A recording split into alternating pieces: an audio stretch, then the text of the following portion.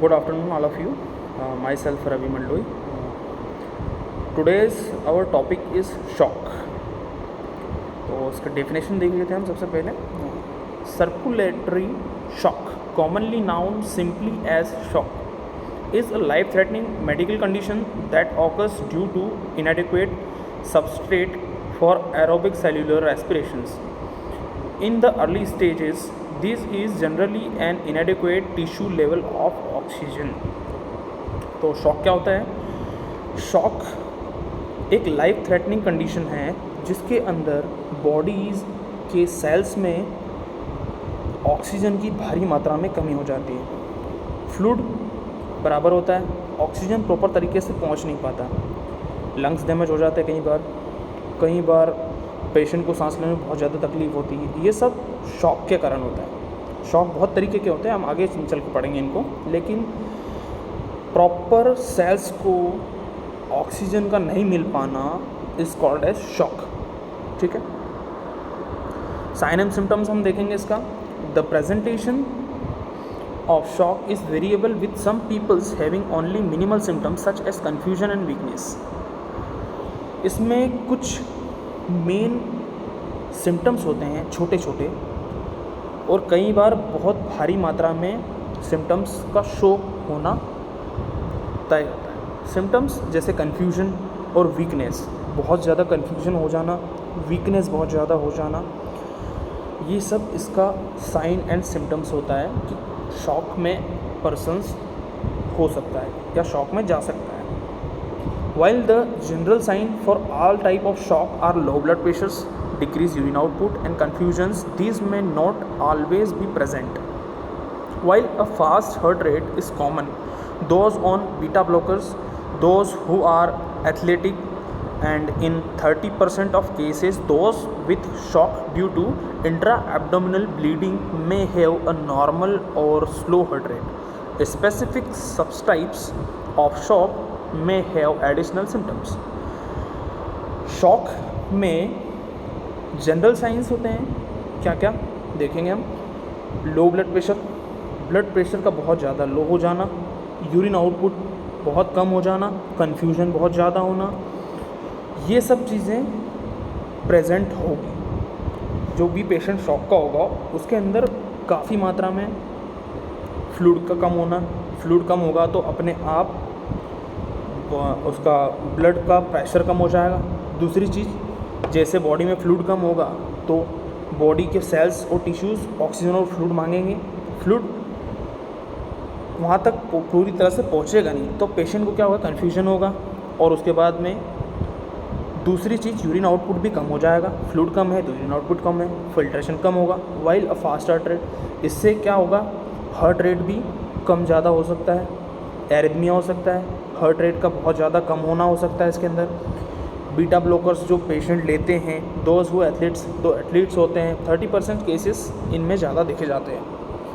कभी कभी पेशेंट्स को इंट्रा एब्डोमिनल ब्लीडिंग भी हो जाती है किसी डैमेज के कारण, या फिर अल्सर्स बहुत ज़्यादा हो गए स्टोमक में, उनके कारण जो हैवी ब्लीडिंग्स होती हैं उसमें भी शॉक में पेशेंट चला जाता है कई बार, और इसे ही हम शॉक के रूप में मानते हैं.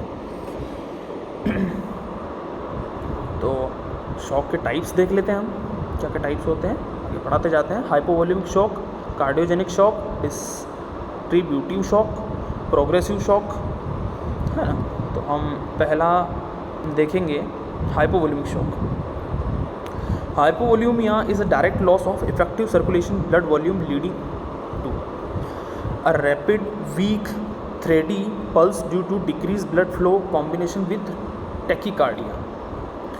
हाइपोवॉल्यूमिया में डायरेक्ट लॉस होता है ब्लड वॉल्यूम का बॉडी के अंदर. ठीक है. हाइपोवॉल्यूमिया एक कंडीशन ऐसी होती है जिसके अंदर बॉडी में फ्लूइड की कमी हो जाती है, जिससे वही hypotension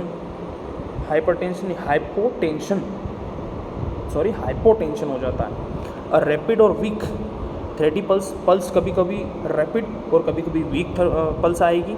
decrease blood flow decrease होगा या फिर बढ़ेगा. टैकीकार्डिया के साथ में ब्लड प्रेशर क्या होगा, फ्लो कम होगा, ब्लड प्रेशर कम होगा. टैकीकार्डिया हो जाएगा। ठीक है। दूसरा, cool clammy skin due to vasoconstriction, जैसे ही ब्लड फ्लो कम होगा वैसोकंस्ट्रिक्शन होगा, वेसल्स का कॉन्स्ट्रिक्ट होना बढ़ जाएगा। उसके अंदर जैसे ही पेशेंट का वैसोकंस्ट्रिक्शन होगा बॉडी ठंडी पड़ेगी, स्किन को टच करके देखेंगे टेम्परेचर बहुत कम हो जाएगा। Rapid and shallow breathing, breathing जल्दी जल्दी और शैलो, रैपिड मतलब जल्दी होगी और शैलो फास्ट और कम, जिस टाइप का वो कोशिश करेगा कि हाँ मुझे और ऑक्सीजन की नीड लग रही है, तेज़ ऑक्सीजन लेने की कोशिश करेगा और रैपिडली करेगा। ठीक है, ये सब चीज़ें इसमें होती है। हाइपोथर्मिया हो जाएगा, जैसे कि मैंने बताया कि बॉडी टेम्परेचर लो हो जाता है तो हाइपोथर्मिया के चांसेस हो जाएंगे। थर्स्ट एंड ड्राई माउथ होगा, बहुत ज़्यादा प्यास लगेगी, पानी की कमी होगी तो वैसे ही प्यास लगेगी। ठीक है, ये हो गया हाइपोवॉल्यूमिक शॉक। जब भी बॉडी में वॉल्यूम की मात्रा कम होगी, अपने आप देख लेंगे हम, वॉल्यूम जैसे ही कम हुआ बॉडी का फ्लूइड कम हुआ, हाइपोटेंशन हुआ, कॉन्स्ट्रिक्शन हुआ वेसल्स कॉन्स्ट्रक्शन हुई। उसके बाद में वीक पल्स आनी चालू हो जाएगी, पल्स बहुत वीक होगी। दूसरी बात, थ्रस्ट होगा, बहुत ज़्यादा पानी पीने का कोशिश करेगा या फिर बहुत ज़्यादा प्यास लगेगी। ड्राई माउथ होगा। दूसरी बात, इन सब चीज़ों के बाद में एक हाइपोथर्मिया भी होगा। हाइपोथर्मिया मीन्स बॉडी का टेम्परेचर बहुत कम हो जाएगा। ठीक है, ये सब चीज़ें हाइपोवॉल्यूमिक शॉक में होगी। वॉल्यूम कम हुआ तो हाइपोवॉल्यूमिया शॉक। ठीक है, अब कार्डियोजेनिक शॉक देखते हैं हम। Symptoms of cardiogenic shock includes distended jugular vein due to increase jugular vein pressure. Jugular vein होती है कार्डियक से अटैच डायरेक्ट, यहाँ से जुगुलर वेन होती है, वो क्या करती है, डिस्टेंडेड हो जाएगी due to increase jugular venous pressure ज़्यादा होगा तो डिस्टेंडेड हो जाएगी, फुल जाएगी, साइड हो जाएगी, प्रेशर उस पर ज़्यादा पड़ेगा उसमें। वीक और एब्सेंट पल्स का बहुत कम होना और वीक होना। एरिथमिया हो जाएगा, रिदम ठीक से नहीं होगी, कम ज़्यादा रिदम होगी। हम ईसीजी करके देखते हैं कभी कभी तो रिदम का पता चलता है, एरिथमियास पता चलता है हमें। ऑफन टैकीकार्डिया भी शो होता है। अभी हमने पिछले हाइपोवॉल्यूमिक शॉक में भी पढ़ा था कि टैकीकार्डिया भी हो सकता है इसमें। Pulse paradoxus in case of tamponade. देखो, कार्डियोजेनिक शॉक में कार्डियक शॉक सीधा सा अर्थ है इसका। कार्डियक शॉक मीन्स बॉडी में पहले ही फ्लूइड की मात्रा कम है, जितना भी कार्डियक को पंप करने के लिए फ्लूइड चाहिए उतना उसके पास है नहीं, और उसके पास ऑक्सीजन भी उतना नहीं। शॉक है मतलब ऑक्सीजन और फ्लूइड की कहीं ना कहीं कमी हो रही है। तो कार्डियक में अपने आप ही कुछ चेंजेस आने लगेंगे, जैसे एरिथमियाज हो गया, डिस्टेंडेड जुगुलर वेन हो गई, पल्स का वीक होना और एब्सेंस होना हो गया। कार्डियक प्रॉपर तरीके से वर्क नहीं कर पाएगा, प्रॉपर तरीके से ब्लड सप्लाई तो करेगा लेकिन उसके अंदर भी कुछ चेंजेस आएंगे, इलेक्ट्रॉनिक चेंजेस आएंगे, जिसके बाद में कभी कभी ब्लड प्रेशर ज़्यादा लो हो जाता है, क्रिटिकल कंडीशन आ जाती है। ठीक है, ये सब कार्डियोजेनिक शॉक में हो जाता है। डिस्ट्रीब्यूटिव क्या होता है? Distributive shocks include infectious anaphylactic shock, endocrine neurogenic causes. Distributive shocks में इन्फेक्शन एक हद तक ज़्यादा बढ़ जाता है, एनाफाइलेक्टिक शॉक हो जाता है। एनाफाइलेक्टिक मतलब किसी चीज़ का बचाव करने के लिए हम कुछ दे रहे हैं और उसी चीज़ से उसे शॉक हो गया है या फिर उसी चीज़ से उसका इन्फेक्शन हो गया है। और दूसरी कुछ चीज़ें होती हैं एंडोक्राइन और न्यूरोजेनिक कॉजेज़ होते हैं, जैसे कि प्रॉपर तरीके से अपनी नर्व्स जो सेल होती हैं वो ठीक से इंफॉर्मेशन को एक से दूसरे को प्रोवाइड नहीं कर पाते, उसमें बहुत ज़्यादा प्रॉब्लम आ जाती है। एंडोक्राइन ग्लैंड्स हैं, प्रॉपर तरीके से वर्क नहीं कर पाती है, जितना भी सिक्रीशंस होता है वो सब या तो यूज़ होने लगता है या फिर डिपॉजिट होने लगता है। इन सब चीज़ों को डिस्ट्रीब्यूटिव शॉक में कहा जाता है कि डिस्ट्रीब्यूटिव शॉक में ये सब चीज़ें आती हैं। एंडोक्राइन और न्यूरोजेनिक कॉजेज हो जाते हैं, जो चोट लग गई, बहुत बार किसी को चोट लग जाती है, वहाँ से उसको शॉक हो जाता है, उस जगह पे ब्लड सप्लाई और ऑक्सीजन सप्लाई कम हो जाता है। ये चीज़ है न्यूरोजेनिक की, जिसके अंदर आरटीए देख लो आप, रोड ट्रैफिक एक्सीडेंट, कहीं पे सिर में जैसे चोट लगी है, सिर में चोट लगने के बाद में वहाँ के कुछ टिश्यू हील हो जाते हैं, वहाँ से ब्लीडिंग भी होगी, हाइपोवोलेमिक शॉक भी होगा एक तो, और एक तो दूसरी बात वहाँ के जो टिश्यू डैमेज हो जाएंगे, उन टिश्यूज़ में वो टिश्यूज़ वहाँ के ख़राब हो जाएंगे, उससे क्या होगा, न्यूरोजेनिक वहाँ के नर्व एंडिंग है वो प्रॉपर वर्क नहीं कर पाएंगे, कभी कभी ये भी हो जाता है। ये है न्यूरोजेनिक कॉजेज़, ठीक है। दूसरा प्रोग्रेसिव। प्रोग्रेसिव क्या होता है, प्रोग्रेस समझ आता है, प्रोग्रेसिव जो प्रोग्रेस कर रहा है। Should the cause crisis not be successfully treated, the shock will be proceed to the progressive stage. एक हद तक शॉक रहता है, ट्रीटमेंट भी चलता रहता है, लेकिन वो नेचुरल पोजीशन में नहीं आ पाता, पेशेंट रिहेबिलिटेट नहीं हो पाता, रिहेबिलिटेट होने की जगह प्रोग्रेस कर देता है उस चीज़ में। जैसे शॉक में पेशेंट है, हल्का शॉक है, मेडिकेशन दे रहे हैं, फिर भी अधिक शॉक में जाना, जैसे कि ब्लीडिंग हो रही है, रुक नहीं रही है, इंटरनल ब्लीडिंग है कुछ, इस टाइप के शॉक को प्रोग्रेसिव शॉक कहते हैं। The shock will proceed to the progressive stage, the compensatory mechanism begin to fail. Due to the decreased perfusion of the cells, sodium ions build up within while potassium ions leak out.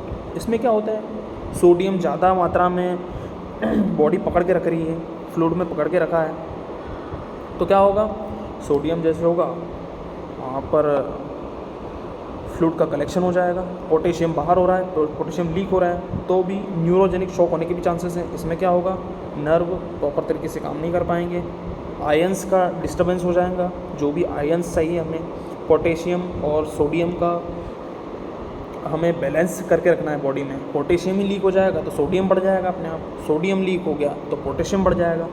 यही कारण होते हैं progressive shock के, ठीक है। Diagnosis हम देखेंगे, the first changes seen in shock is increase cardiac output. Cardiac output बहुत ज़्यादा बढ़ जाता है क्योंकि ज़रूरत होती है ऑक्सीजन की और ब्लड सप्लाई की टू द टिश्यूज़। और decrease in mixed Venus oxygen saturation, veins का जो ऑक्सीजन सेचुरेशन है वो डिक्रीज़ होने लगेगा। तो हम SpO2 चेक कर सकते हैं पेशेंट्स का, शॉक में है तो SpO2 चेक करेंगे as measured in pulmonary arteries via pulmonary artery catheter. उसमें हम ऑक्सीजन सेचुरेशन चेक करेंगे और उसका कितना प्रेशर है वो भी हम वीनस प्रेशर से चेक करेंगे, central venous oxygen saturation as measured via central line correlates with SmVO2 and are easier to acquire. If shock progresses, anaerobic metabolism will begin to occur with an increased blood lactic acid as the result. अब shock हुआ है, progress कर रहा है, तो aerobic metabolism बढ़ जाएगा body में, क्योंकि ऑक्सीजन थेरेपी चाहिए बॉडी को, टिश्यूज़ को ऑक्सीजन चाहिए, तो एरोबिक जो भी मेटाबॉलिज्म होगा वो बॉडी में एक प्रोसेस होती है वो बढ़ जाएगी। उससे क्या होगा,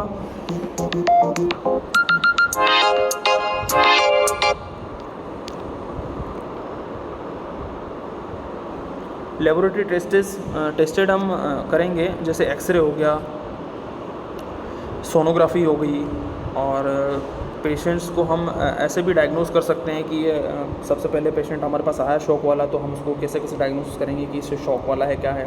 ब्लड प्रेशर चेक करेंगे, वाइटल्स लेंगे पूरा प्रॉपर, ये सब चीज़ें इसके अंदर देखेंगे। Management, the best evidence exist for the treatment of septic shock. Adult pathophysiology appears similar in children and the type of shock treatment this has been extrapolated to the areas. Management may include securing the airway by intubation and decrease the work of breathing, oxygen supplements, intravenous fluids, leg raises, tendon lumbar position, and blood transfusion. It is important to keep the persons warm as well as adequate management pain, anxiety, and this was increase the oxygen consumption.